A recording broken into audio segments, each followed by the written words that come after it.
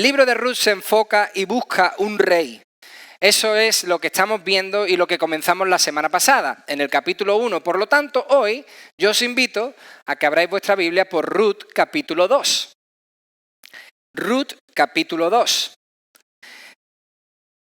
Como si de una obra de teatro se tratara, el capítulo 1 que vimos la semana pasada de Ruth nos presentó un primer acto grandioso. El telón se abrió para todos nosotros, el escenario apareció y se presentó un primer acto magnífico, sublime, donde vimos con claridad cómo Dios dibuja la historia para que se lleven a cabo sus propósitos. En este primer acto de esta obra teatral que nos presenta el capítulo 1 de Ruth, Dios empieza a dibujar la historia de su pueblo. Continúa, podríamos decir, dibujando la historia de su propio pueblo. Y cuando una persona entiende los propósitos de Dios, encuentra paz, encuentra consuelo. Cuando una persona es capaz de entender que los propósitos de Dios son siempre buenos, encuentra un consuelo y una paz que sobrepasa todo entendimiento. Algo que pronto va a descubrir una de las protagonistas de este libro, Noemí. Hermanos, en el libro de Ruth, Dios está marcando el camino para la llegada primero del rey David, rey legítimo de Israel, y más tarde, siglos más tarde, la bendita llegada del Rey de Reyes y Señor de Señores, Cristo Jesús.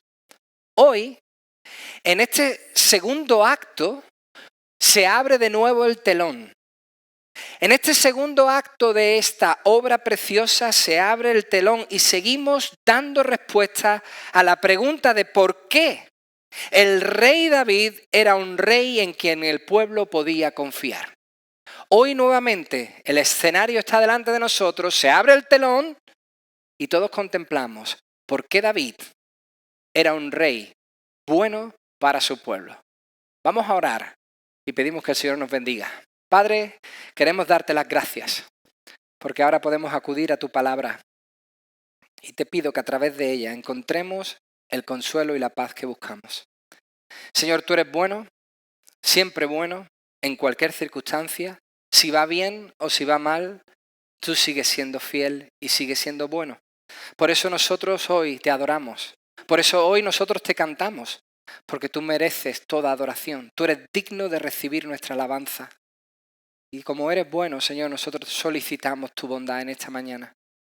Pedimos, Señor, que tú la derrames sobre nuestras vidas y traigas a nuestros corazones y a nuestra mente aquello que cada uno de nosotros necesitamos. Tu palabra es poderosa, más cortante que espada de doble filo. Así que, Señor, yo te ruego que sea ella la que penetre hoy nuestro interior y traiga ese mensaje que cada uno de nosotros, tú conoces nuestros corazones, cada uno de nosotros necesita una palabra de tu parte. Te ruego que tu iglesia sea bendecida, te ruego que tu iglesia sea fortalecida y te lo pido en el nombre de Jesús. Amén, amén. Antes de comenzar, ahora se abre el telón y aparece un escenario. Ese escenario que ahora vais a ver en pantalla es el escenario al que nosotros nos enfrentamos en el capítulo 2. Y muchos de vosotros están poniendo ya el ceño fruncido diciendo esto no tiene mucho que ver con lo que estamos viendo. Si no me equivoco, esto es un mural egipcio. No te equivocas, tienes toda la razón. Es un mural egipcio alrededor del año 1400 antes de Jesucristo.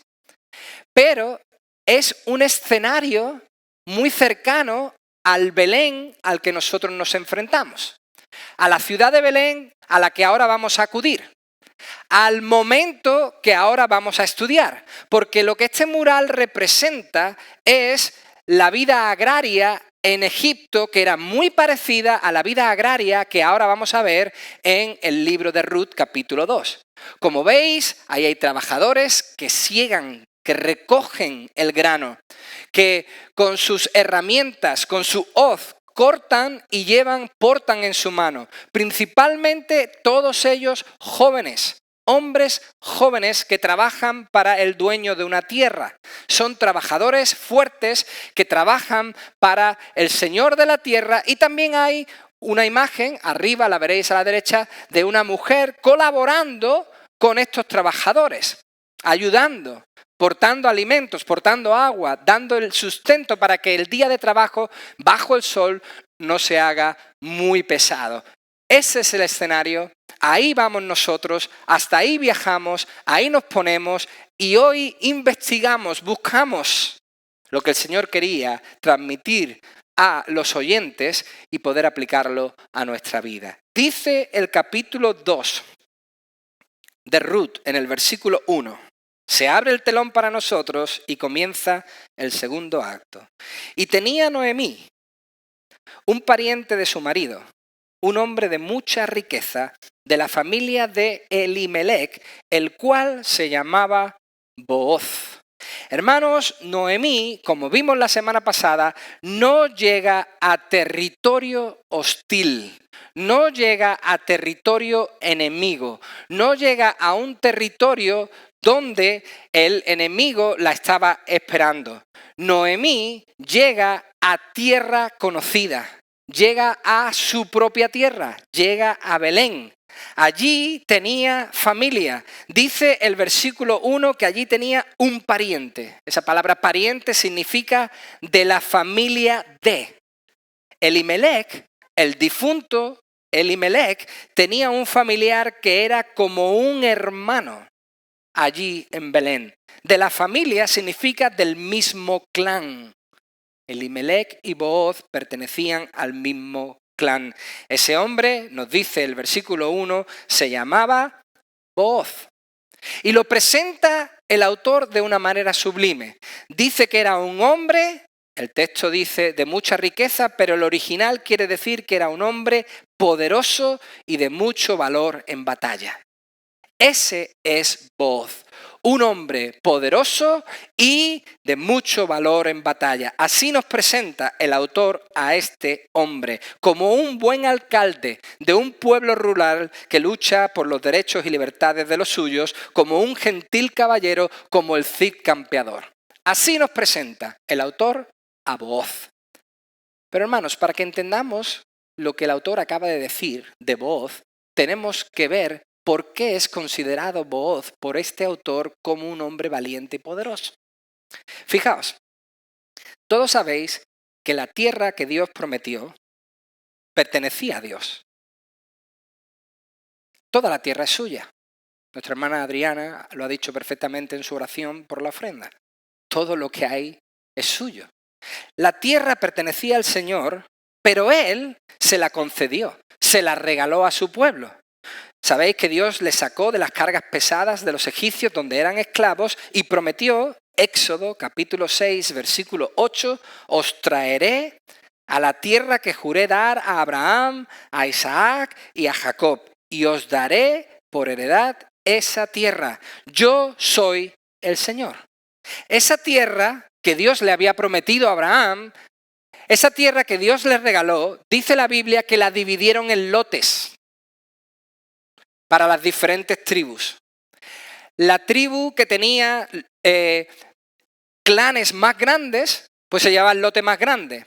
Y los clanes que eran más grandes se llevaban los territorios más grandes. Los clanes que eran más pequeños se llevaban los territorios más pequeños. Y dentro de cada tribu y de cada clan había familias. Cada clan dividía su porción por cada familia. Eso nos cuenta el libro de Números, capítulo 33. Cada tribu recibía un lote, ese lote se dividía en los clanes y cada clan repartía la tierra a cada familia. Y hermanos, cada familia tendría lo suyo. Nadie se quedaba sin nada, todos tenían una parte y esa porción le pertenecía a ellos para siempre. Esa era una porción de la tierra que se quedaba para ellos para todas las generaciones. Ahora bien, ¿qué pasaba si llegaba una hambruna, si había pobreza o cualquier otra desgracia que impedía que la familia que poseía esa tierra pudiese salir hacia adelante? ¿Qué pasaba si Si una desgracia golpeaba a la familia, no tenía recursos y no podía seguir hacia adelante. Pues la Biblia dice que un pariente cercano se haría cargo de la tierra que poseía su familiar, y la usaría para su propio beneficio hasta que la familia se recuperase económicamente y la volviese a poseer. El familiar la tomaba, la usaba y la tendría hasta que su familiar se recuperase económicamente y la comprase de nuevo. Pero si después de todo ese proceso no se recuperaban y no podían poseer de nuevo la tierra, conseguirla de nuevo, lo que era suyo, pagando, el Señor ordenó que se les devolviera a sus propietarios originales en el año del jubileo. Esto es 50 años después. Si por algún casual no salían adelante, no podían volver a recuperarla, el Señor dijo, no os preocupéis, a los 50 años volverá a ser vuestra. Eso dice la ley. Es más, el dueño, el padre de familia, al dueño le quedaba la opción de hacerse esclavo, hacerse trabajador de la persona que ahora iba a poseer la tierra. Más tarde, él y su familia, si se recuperaban, o bien podían ser redimidos por un familiar, o bien podían quedar libres, igual que la tierra, a los 50 años. Esta era una opción buena. Tú dabas tu tierra, te hacías trabajador de la persona que poseía esa tierra y podía subsistir tu familia y salir hacia adelante. Pero no era una opción buena para todas las familias. Por eso, Elimelec, el difunto Elimelec, se fue buscando alimento a Moab. Porque si no, lo único que le hubiese quedado a Elimelec era hacerse esclavo de esa persona que iba a poseer su tierra, y con la situación familiar que tenía, acordaos de sus hijos, de su situación, eso hubiese sido desastroso. Y hermanos, para redimir la tierra, para redimir a esas personas que se habían dado en esclavitud para poder subsistir, había que pagar lo que faltaba para llegar a esos 50 años a la persona que estaba rentando la tierra. En este caso, si Elimelec hubiese seguido con vida al volver a Belén, Elimelec tendría que haber pagado 40 años de renta, porque acordaos que estuvieron 10 en Moab. Para recuperar su tierra, él tendría que haber pagado 40 años de alquiler para volverla a tomar para él y su familia. Más aún, otro dato más. Si era el caso de que la mujer quedase viuda y sin hijos, el pariente más cercano, normalmente un cuñado, tenía que tomar a la viuda, cuidarla, proveer para ella, tomar las riendas de su propia tierra y darle hijos. Tener descendencia, dice la Biblia en Deuteronomio capítulo 25. Hermanos, esta fue una ley sabia, correcta, de parte de Dios. Esta fue una ley adecuada para que al final todo quedase en la familia y no hubiese unos pocos ricos y un montón de pobres. Esto era para que hubiese una igualdad dentro de los clanes y ninguno fuese mayor al otro, ninguna familia fuese superior al otro, ni nadie pudiese quedarse sin nada. Pues bien, esta era exactamente la situación social de Noemí y de Ruth. Esta era su situación. Sin tierra, sin dinero, sin marido en el hogar y sin descendencia, sin hijos. ¿Quién podría redimir su tierra, devolverle la estabilidad económica y continuar con su nombre, con su descendencia? Booz, el personaje que hoy tenemos por delante. Él era el pariente cercano llamado a tomar partido en todo esto. Booz es la persona elegida para poder tomar riendas en el asunto, liberar a Ruth y a Noemí de sus circunstancias y hacer que su familia pudiese continuar. Pero sobre todas las cosas, y esto es algo que tenemos que tener claro desde ya, hermanos, lo vamos a ir viendo más adelante, pero algo que tenemos que tener clarísimo, Booz haría todo esto que hemos dicho no por sí mismo, sino por obediencia a Dios. Booz haría todo esto para ser obediente a la ley de Dios sobre la tierra, la familia y el clan. ¿Por qué? Porque Booz sabía que Dios ya lo había hecho con su pueblo. Booz ya había experimentado cómo él mismo había sido redimido. ¿Cómo lo sabía? Porque Booz conocería las Escrituras. Y uno de los libros que Booz conocería perfectamente es el libro de Job, capítulo 19, versículo 25, donde Job dice clarísimamente: yo sé, estoy seguro que mi Redentor vive y al final se levantará sobre el polvo y después desecha mi piel, aún en mi carne veré a Dios.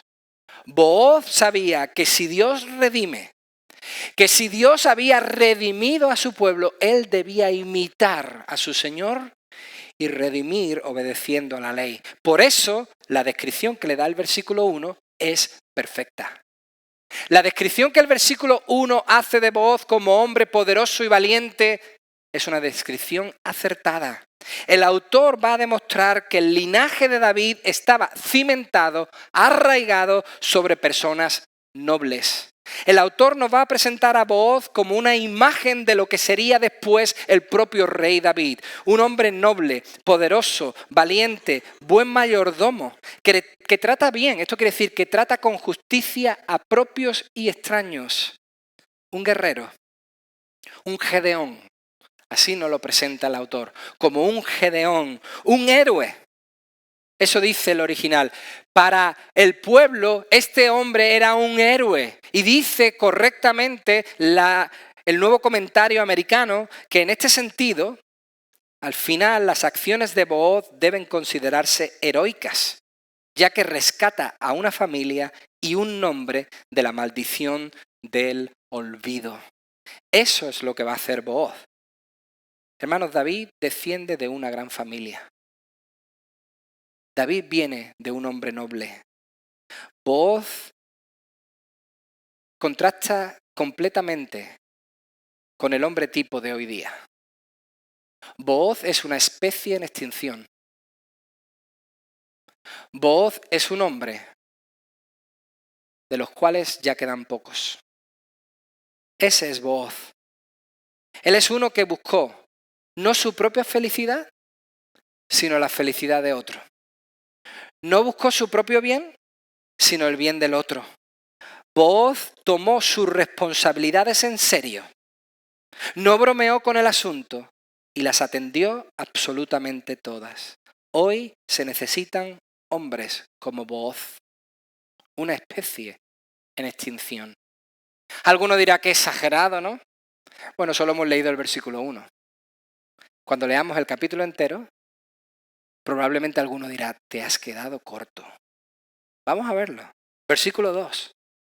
Ruth, la nuera de Noemí, le dijo a su suegra: te ruego que me dejes ir al campo, a cualquier campo, a recoger espigas en pos de aquel a cuyos ojos halle gracia. Y Noemí le respondió: ve, hija mía. Te ruego, le dice Ruth. Esto significa: déjame ir, por favor. Lo cual nos indica que el campo de Noemí estaba ocupado. Que en su campo no podían espigar. Que tenían que buscarse la vida por ahí. Déjame ir, por favor, a espigar, dice. Según la ley, en Levítico capítulo 19, los dueños de los terrenos debían dejar las esquinas del terreno libres, sin recoger. Debían dejar el grano ahí, en la periferia de los campos. ¿Para qué? Para que el que tenía hambre, para el que fuese pobre, pudiese pasar por ahí, recoger eso que había en las esquinas, eso que había en los bordes y llevarse un bocado a la boca. Y dice, a ver si encuentro a alguien en cuyos ojos halle gracia. Hermanos, esto es muy interesante. Ruth no veía la gracia de Dios como mendigar. No. Ruth no está diciendo: voy a ir a un campo a ver si alguien me da una paguilla. Voy a poner la mano a ver si alguien me suelta una limosna. No. Ni Ruth, ni Noemí, ni nadie en ese entonces entendía la gracia de Dios de esta forma. El pobre, El pobre en ese tiempo entendía la gracia de Dios como una oportunidad de trabajar para comer. A ver si alguien me da la oportunidad de yo trabajar para poder ganarme mi alimento. Y dice el versículo 3 que partió. Partió pues y fue y espigó en el campo en pos de los segadores, y aconteció que fue a la parte del campo que pertenecía a Booz, que era de la familia de Elimelec. Hermanos, parece que el texto viene a decirnos que Ruth acaba en el campo de Booz por casualidad, por suerte. El texto, si lo leemos así en la superficie, parece darnos a entender que fue la casualidad, el destino, la que llevó a Ruth a ese campo, pero no es así. El autor más bien quiere dejarnos claro que Dios maneja la suerte. Dios maneja el destino. Dios controla todo. Los momentos, los tiempos y las ocasiones. Eso dice el libro de Proverbios, capítulo 16, versículo 33. La suerte se echa en el regazo. Eso es lo que la gente cree que domina. Mas del Señor viene toda decisión. El Señor controla absolutamente todo. La suerte la maneja Dios. Por lo tanto, todo lo controlaba Dios. Que Ruth llegase al campo de Booz no fue una casualidad. Y además este versículo nos da un detalle muy interesante. Elimelec y Booz eran del mismo clan. Eran de la misma familia. No llega a un campo cualquiera. Llega a un campo muy interesante. Dice el versículo 4, y he aquí que vino Booz de Belén. ¿Os dais cuenta, hermanos? En la providencia de Dios, Ruth llegó a tiempo para Booz. Llega Ruth, llega Booz. Esto es algo que el Señor maneja. Y dijo a los segadores, el Señor sea con vosotros. Y ellos le respondieron, que el Señor te bendiga. Hermanos, ya solo con el saludo, ya solo con este momento, primer encuentro entre Booz y sus trabajadores, nos damos cuenta, podemos sospechar que Booz era un buen hombre. Le saluda en el nombre de Dios. Le dice que Dios os bendiga. ¿Y qué hacen los segadores? Le responden de la misma forma, que Dios te bendiga a ti también.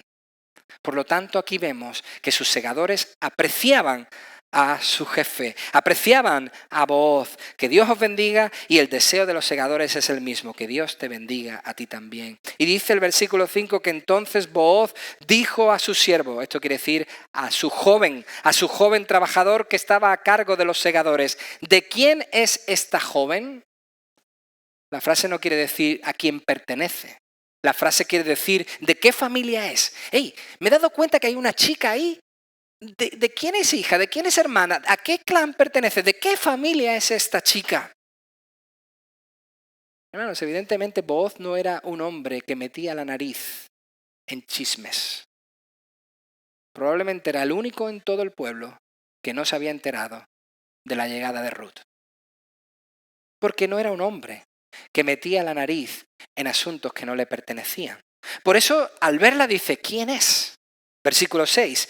Y el siervo a cargo de los segadores, este joven trabajador, respondió y dijo, hey, ¿no te has enterado? Es la joven moabita que volvió con Noemí de la tierra de Moab. Qué interesante, este es el título que el pueblo le dio a Ruth, la moabita de Noemí. No la llamaban Ruth, la llamaban la moabita de Noemí. Todos la vieron llegar así, acordaos en el capítulo 1, versículo 19. Y dice el versículo 7, y ella dijo, nos contó, te ruego, por favor, que me dejes espigar. Otra vez, hermanos, Ruth sabía su posición. Lo hemos dicho ya, Ruth no fue a mendigar. Ella sabía que tenía que trabajar para comer. Y le pidió trabajo. Le dijo, dame trabajo, que quiero comer. Que me ruegues espigar, recoger tras los segadores entre las gavillas. Y vino y ha permanecido, esta frase significa ha estado trabajando, no es que se quedase en una esquina sin hacer nada, esperando a que llegase el dueño de la tierra, no. Ha estado trabajando desde la mañana hasta ahora. Solo se ha sentado en la casa por un momento. Ha estado trabajando todo el día. No ha parado. Solo se ha sentado un ratito ahí, en la casa, quiere decir, en la casetilla que tenemos para tomar un poco de aire fresco y beber un poco de agua. Solo se ha sentado un segundo. El resto del día ha estado trabajando como el que más. Y hasta ahí llega el final de la primera escena de este segundo acto. El telón se cierra y nos deja esta conversación interesante entre Booz y un joven trabajador. Ahora, en pocos minutos, comienza la segunda escena. Se vuelve a abrir el telón, donde el intercambio de palabras en este caso va a ser entre Booz y Ruth. El escenario cambia. Sigue uno de los personajes, Booz, y se va a unir Ruth. Y la idea del hombre noble, la idea de Booz como un hombre noble se despliega delante de nosotros de manera clara y palpable como la vela de un barco. Se abre el telón y empezamos a conocer a este hombre noble. Dice el versículo 8, entonces Booz dijo a Ruth, oye, hija mía, no vayas a espigar a otro campo, tampoco pases de aquí, sino quédate con mis criadas. Hermanos, la nobleza de Booz se palpa, se ve al llamarla hija. La considera de la familia. No la ve como una repudiada extranjera. No la ve como una de sus sirvientas, sino que la llama hija. Le dice, oye bien, hija, quédate. Esto quiere decir, aférrate aquí.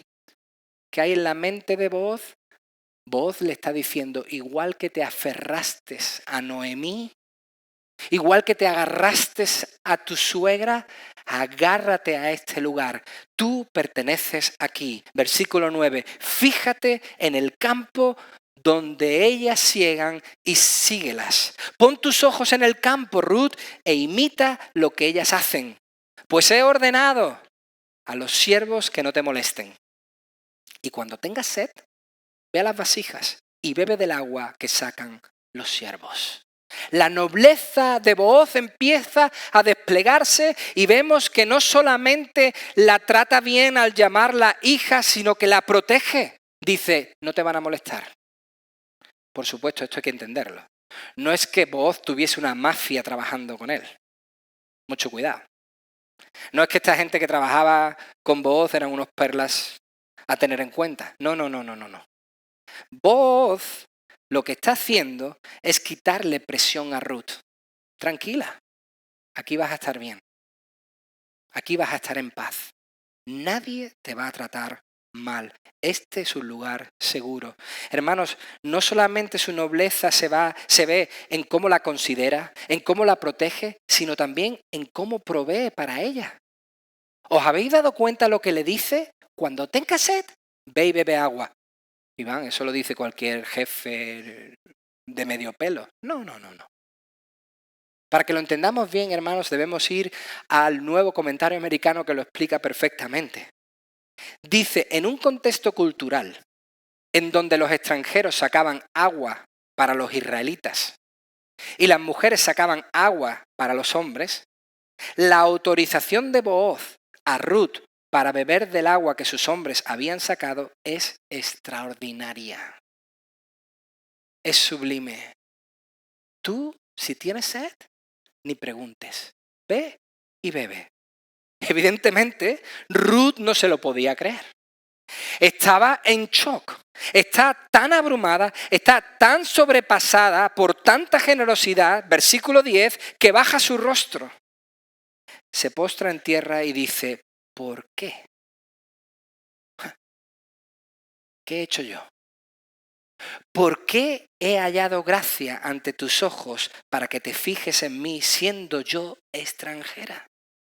Y Booz, atenta a su respuesta, hermanos, es sublime. Y Booz le respondió y dijo, todo lo que has hecho por tu suegra después de la muerte de tu esposo me ha sido informado en detalle. ¿Y cómo dejaste a tu padre, a tu madre y tu tierra natal y viniste a un pueblo que antes no conocías? Que el Señor recompense tu obra y que tu remuneración sea completa. Esto quiere decir que se te dé todo lo que se te debe. ¿De quién? De parte del Señor, Dios de Israel, bajo cuyas alas has venido a refugiarte. ¡Wow!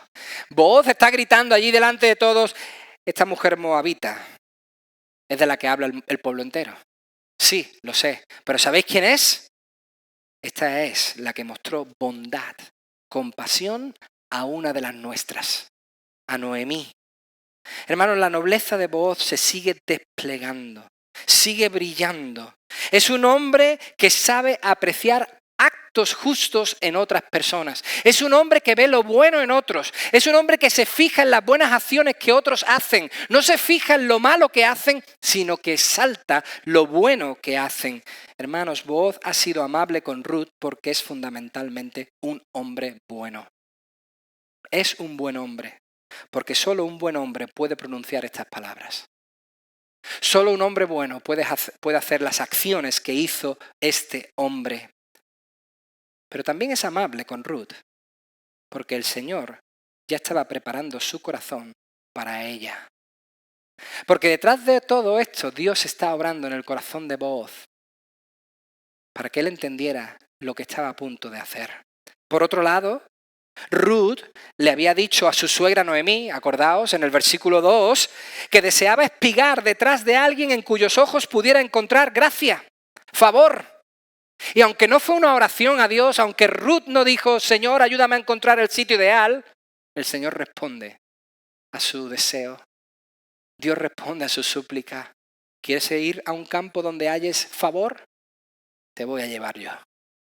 Y dice el versículo 13 que entonces ella dijo, Señor mío, he hallado gracia ante tus ojos. Esta es una manera de decir muchas gracias. No sé cómo pagártelo, muchas gracias.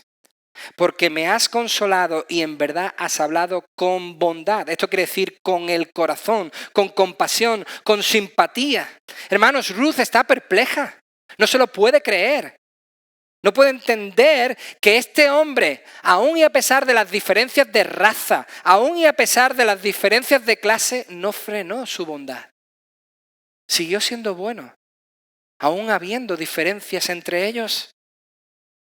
Has hablado con bondad a tu sierva, aunque, dice Ruth, yo no soy como una de tus siervas. Ruth ni siquiera se veía a ella misma como una de las siervas de Booz. Ella se veía como más pequeña que sus siervas, como la última de las siervas, como la más baja de las siervas. Hermanos, las alas de Dios, como dice Booz, las alas del Dios de Israel están representadas por el buen trato de Booz hacia Ruth. El refugio que Booz le da a Ruth son las alas del Señor. Ha llegado al abrigo del Señor. Fijaos si Booz era noble, que la más baja de todas la trató como la más alta. Y esto, hermanos, no puede pasar por alto, porque este es el trato que Dios nos ha dado a nosotros. Este es el trato de nuestro bendito Señor sobre cada uno de nosotros. Nosotros que, como dice Pablo en sus cartas, hemos nacido fuera de tiempo. Nosotros que no éramos pueblo y ahora somos pueblo. Nosotros que somos los más insignificantes, hemos recibido el buen trato de nuestro Señor. Su misericordia nos ha alcanzado. Salmo 91, versículo 1 dice, bienaventurado, bendecido, feliz es el hombre que habita al abrigo del Altísimo. Morará bajo sus alas y ahí estará seguro. Eso es lo que Ruth encuentra al llegar al campo de Booz. Pero la nobleza de Booz no acaba aquí. Se cierra el telón y se vuelve a abrir una escena diferente. Un tiempo después se abre nuevamente el telón en otro escenario y en la siguiente escena la nobleza de Booz brilla con una fuerza tremenda. Versículo 14. Dice, a la hora de comer, Booz le dijo a Ruth, ven acá, para que comas del pan y mojes tu pedazo de pan en el vinagre. Esto no es ni vinagre ni vino, es en el original más bien una salsa donde se podía mojar el pan para que supiese diferente. Así que, dice el versículo 14, así pues, ella se sentó junto a los segadores y él Booz le sirvió grano tostado, y ella comió hasta saciarse y aún le sobró. ¡Wow! Hermanos, Booz come con los suyos, sirve a los suyos, se remanga y trabaja con los suyos y además invita a Ruth a estar cerca. ¿Qué es esto? Un ascenso. Un ascenso en toda regla. Una promoción. Eso hace con Ruth. ¿Por qué? Porque la eleva. La pone al mismo nivel que todos. Le sirve. Hermanos, quizás el hebreo de Ruth en este momento no era el mejor. Quizás no dominaba la lengua, no dominaba el idioma a ser extranjera. Era pobre, no tenía recursos y además era mujer. Pero la acerca, la trae, la invita. Parece tratarla mejor que al resto de sus siervas. Y quizás lo hizo por amor y respeto a su pariente Elimelech. Porque hermanos, en este momento aún no hay nada romántico entre Booz y Ruth. En este momento aún no hay nada que atraiga a Ruth a Booz y Booz a Ruth en lo romántico. Booz simplemente, y esto es muy importante, simplemente aprovechó una ocasión rutinaria. Booz simplemente aprovechó un lunes más, un día más en la oficina y lo transformó en una gloriosa demostración de compasión, generosidad y aceptación. Aprovechó un día ordinario, un día cualquiera, y lo transformó en un día donde la gloria de Dios brilló con todo su poder. Pero Booz aún no ha agotado su compasión hacia Ruth. Aún no se ha terminado su bondad hacia Ruth. Dice el versículo 15, cuando ella se levantó para espigar, Booz ordenó a sus siervos diciendo, dejadla espigar aún entre las gavillas. Y no la avergoncéis. Si lo hace mal, no le digáis nada. También sacaréis a propósito para ella un poco de grano de los manojos y lo dejaréis para que ella lo recoja y no le regañéis. No la reprendáis. Booz ve la difícil situación que tiene Ruth. Booz entiende las limitaciones que ahora Noemí, su pariente, y Ruth tienen. ¿Y qué hace? Le da ventaja a Ruth. Le da una ventaja sublime. La pone justo detrás de los segadores y le dice, todo lo que se le caiga es tuyo. Además les he dicho que aparten un poco para ti. Ya no tienes que estar en las esquinas. Métete ahí, en el campo, como una más. Y todo lo que se caiga para ti. Fijaos qué ocurre. Versículo 17. Y ella espigó en el campo hasta el anochecer. Se le hizo de noche en el campo. Y porque trabajó tanto, desgranó lo que había espigado y fue como una efa de cebada. Ruth era una gran trabajadora. Porque alguno está diciendo que es una efa. Ruth se las apañó para desgranar 22 litros de semilla de cebada. No 22 litros de toda la planta, no, ya desgranado. Y lo tomó, se lo llevó y fue a la ciudad. Y su suegra vio que había recogido algo y sacó también lo que había sobrado después de haberse saciado. O sea, no solamente trajo lo que ella había recogido, estos 22 litros, sino lo que sobró de la comida donde ella se había saciado, también se lo llevó y se lo dio a Noemí. Ayer comíamos en un restaurante con algunos amigos en el club de Lucas, teníamos ahí una comida del club, comíamos y fue un momento muy divertido y aparte un momento donde pudimos tener buenas conversaciones, fue un tiempo agradable y nos estaban sirviendo los camareros, 3, 4 camareros, venían, salían, entrada, 2, 3 horas. Cuando dejamos la propina, solo uno se la quedó. Nadie dijo, bote, no. Tal como salía, entró. Así no es Ruth. Todo lo que tenía se lo dio a Noemí. No se queda con nada, se lo entrega a Noemí. No se lo guarda, se lo da a Noemí. No es suyo, se lo da a Noemí. Además de haberle dado de comer Booz hasta saciarla, el noble Booz dejó que se llevara todo íntegro. todo, sin tener que pagar una parte. Booz no le dijo, todo lo que saques, el 50% para mí y el 50% para ti. No, deja que se lleve todo, absolutamente todo. Entonces, versículo 19, su suegra, perpleja por lo que está viendo, dice, ¿dónde? ¿Cómo es esto? ¿Dónde espigaste y dónde trabajaste hoy? ¿Qué sitio hay tan fértil? Bendito sea aquel que se fijó en ti. Y ella informó a su suegra con quién había trabajado. Le cuenta todo a Noemí, desde que llegó hasta que terminó el día. Le resume el día con pelos y señales, con todos los detalles. Le dice lo que hizo, con quién lo hizo, con quién habló, con quién trató. Y al final le suelta la bomba a su suegra. ¡Hey! El hombre con quien trabajé hoy se llama Booz. ¡Bum! Noemí no daba crédito. Por eso dice en el versículo 20 que le dice a Ruth, sea él bendito del Señor, porque no ha frenado, rehusado su bondad ni a los vivos ni a los muertos. ¡Wow! Esta frase es súper interesante porque está diciendo que la bondad de Dios llega a Noemí incluso estando su marido muerto. Dios no frena su bondad con Noemí. Ella creía que Dios la había abandonado. Capítulo 1, versículo 21. Así termina el capítulo 1, creyendo ella que Dios se había olvidado de ella. Pero Dios sigue siendo fiel a su compromiso con ellos, incluso estando ellos muertos. Algo que Dios prometió hacer, un pacto que hizo y lo cumplió. Esto es muy parecido a lo que David hizo con Mefiboset, hijo de Jonatán, de la casa de Saúl. Un día David se levanta en palacio, segunda de Samuel capítulo 9, y dice, ¿queda alguien vivo en la casa de Saúl? ¿Queda alguien vivo de Jonatán? Y un siervo se acerca y le dice, hey David, sí, queda un joven.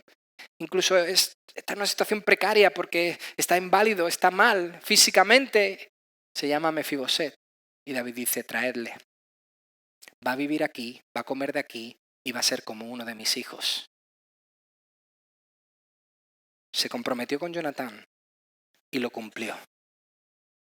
El Señor se comprometió con su pueblo y cumplió. Fue misericordioso con ellos, aún y a pesar de que ellos habían muerto. Por eso dice en el versículo 20 que Ruth le dice a Noemí, el hombre es nuestro pariente. Perdón, Noemí le dice a Ruth, el hombre este que me has hablado, Booz, es nuestro pariente. Y atentos a esto, es uno de nuestros parientes más cercanos. ¡Wow! Ella estaba en shock, igual que Ruth, pero por una razón diferente. Porque sabe quién es Booz. Porque, hermanos, la palabra parientes de esta última frase quiere decir redentor. Él es pariente nuestro, uno de los posibles redentores que tenemos. Uno de los que puede revertir nuestra situación. Uno que puede cambiar todo lo que nos está ocurriendo ahora. Hermanos, Noemí empieza a entender que quizás todo lo que le había ocurrido tiene un propósito. Noemí empieza a ver que quizás Dios esté haciendo un milagro, que quizás Dios esté actuando de manera providencial y su perspectiva empieza a cambiar. Ya no mira en horizontal, ya empieza a mirar hacia arriba. Ya empieza a entender Romanos 8:28. Y dice el versículo 21 que entonces Ruth la moabita dijo, además, no te lo vas a creer, él me dijo, debes estar cerca de mis siervos hasta que hayan terminado toda la cosecha. El noble Booz les dio esperanza y les dijo, debes aferrarte, ven todos los días aquí hasta que acabe el trabajo. En otras palabras, aquí tienes sustento, aquí tienes trabajo, aquí tienes protección, aquí tienes provisión. Ven cuando quieras, este es tu sitio. Y Noemí dijo a Ruth, su nuera, es bueno, hija mía, que salgas con sus criadas, no sea que en otro campo, te maltraten. Y ella se quedó cerca de las criadas de Booz, espigando hasta que se acabó la cosecha de cebada y de trigo, quizás unos 3 meses. 3 meses con trabajo, con comida y con sustento. Y vivía con su suegra. Hermanos, la necesidad inmediata de ambas fue cubierta. Noemí y Ruth llegan al comienzo de la siega de manera desesperada de vuelta a Belén. Y lo primero que hace el Señor es cubrir todas sus necesidades. Dice el comentario que la misma mano que había enviado la hambruna, capítulo 1, versículo 1, y más tarde proporcionó el alimento, en Belén, capítulo 1, versículo 6, es la mano que había llevado a Noemí y a Ruth a Belén precisamente al comienzo de la cosecha, capítulo 1, versículo 22, y ahora ha guiado a Ruth a esa porción de campo que pertenece específicamente a Booz. El hombre noble, el hombre poderoso, el amigo de sus amigos, el hombre fiel, el hombre amable, el hombre de buen trato, el hombre que andaba y todos saludaban con agrado, estuvo dispuesto a dar incluso si eso le acarreaba alguna pérdida. Estuvo dispuesto a entregar incluso si él perdía. Proveyó y protegió. Y sin que ellos aún lo supieran, estaba de camino a procrear en obediencia a la ley de Dios. Este hombre mostró sus credenciales antes incluso de ser marido de Ruth. Antes de que se casasen, antes de que ni siquiera supiesen que se iban a casar, Booz mostró que era un hombre bueno. La pregunta en tiempos de David era cómo David, siendo bisnieto de Ruth la moabita, tataranieto de Rahab la ramera y mucho peor, descendiente de Fares, el hijo que Tamar tuvo con su suegro Judá, ¿cómo ese podía ser rey legítimo? ¿Cómo se puede uno fiar de un rey que tiene una descendencia como esa? Porque David venía de un gran hombre, de un hombre noble y de una mujer hermosa y obediente. Hermanos, nuestras acciones van mucho más allá de lo que podemos pensar. Nuestras acciones dentro de nuestro hogar van mucho más allá de lo imaginable y afectan a los nuestros, a las siguientes generaciones. Lo que hacemos en el hogar, hombre y mujer, con los nuestros, marca sus vidas. Delinea su camino. Enseña por dónde deben andar. Es una responsabilidad grande la que tenemos. Pero eso se intensifica aún más si las acciones las lleva a cabo el padre de familia. El que tiene la responsabilidad de poder dar lo mejor para los suyos. Si él no lo hace, estará marcando un camino difícil, pedregoso, complicado. Hermanos, yo oro al Señor para que nosotros no seamos una especie en extinción, que podamos ser buenos, con propios y con extraños, buenos en casa y fuera de casa. Mujer, si tú tienes marido, yo te animo a que tú ores por él.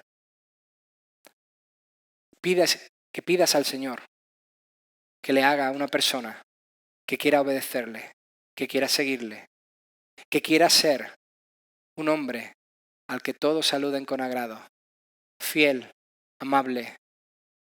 Maridos, hay una responsabilidad grande que debemos tomar, porque las acciones que hacemos en casa marcan lo que viene después. Las acciones de Booz nos muestran con claridad que podemos confiar que el reinado de David fue correcto, fue bueno, fue acertado y que venía de parte de Dios. Que Dios no se equivocó porque eligió a un buen hombre para que fuese parte de ese linaje. Yo espero que nosotros tengamos la sensación de que Dios no se ha equivocado con nosotros al ponernos en el lugar donde estamos y podamos ser influyentes para las siguientes generaciones. Que el Señor nos bendiga. Padre, gracias. Muchas gracias por tu palabra en esta mañana. Te ruego, Señor, que ella traiga ánimo a todas nuestras familias, Señor.